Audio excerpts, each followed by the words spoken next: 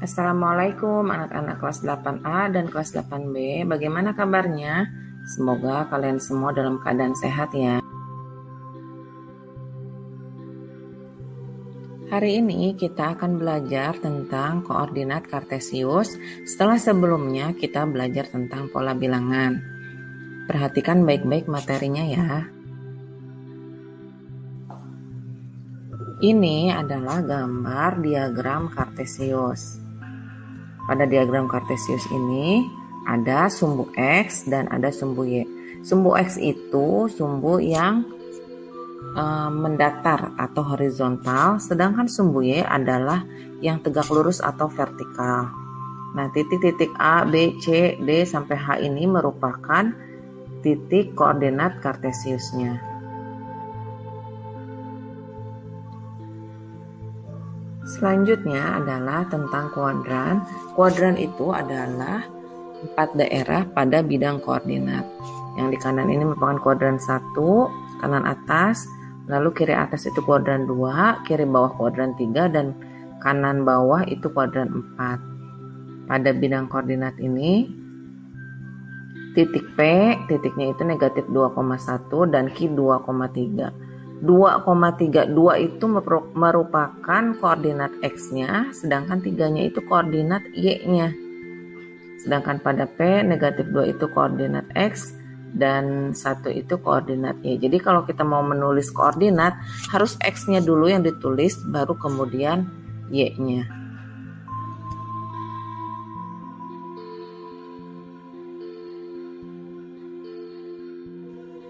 Kita lihat contoh berikut.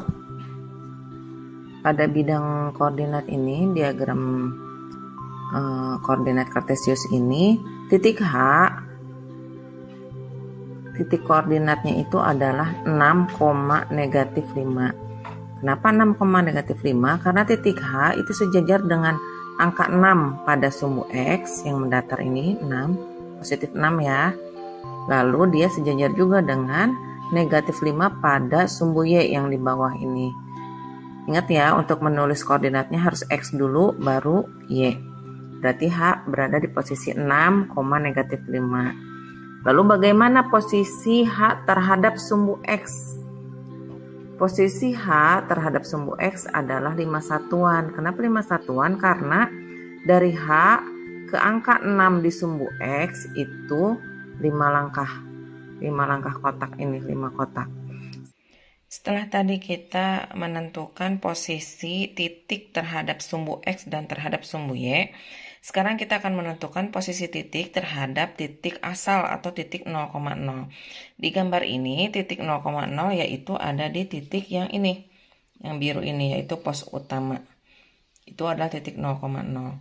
Lalu misalkan kita disuruh tentukan posisi perumahan terhadap pos utama yang ini.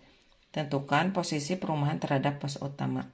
Perumahan yang ini, perumahan ada di titik berapa? Perumahan ada di titik ini, X-nya 6.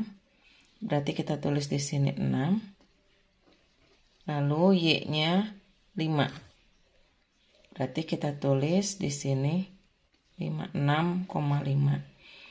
Titik perumahan adalah 6,5. Maka posisi perumahan terhadap pos utama adalah, kita lihatnya dari pos utama. Dari pos utama itu ke kanan 6 langkah. 1, 2, 3, 4, 5, 6. Lalu ke atas 5, 1, 2, 3, 4, 5. Kalian harus ingat, kalau ke kanan itu pasti positif, kalau ke kiri negatif ya. Kalau ke atas itu positif, kalau ke bawah itu negatif.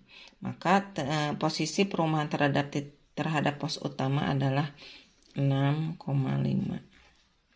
Sekarang posisi pemakaman terhadap pos utama. Dari pos utama kalau mau ke pemakaman berarti harus ke kiri dulu kan? Ke kiri 1, 2, 3, 4, 5. Karena dia ke kiri, maka negatif. Kita tulis di sini negatif karena tadi ke kirinya 5 langkah, karena ke kiri jadi negatif 5, lalu ke bawah 1, 2, karena ke bawah maka dia negatif 2. Jadi posisi pemakaman terhadap pos utama adalah negatif 5, negatif 2.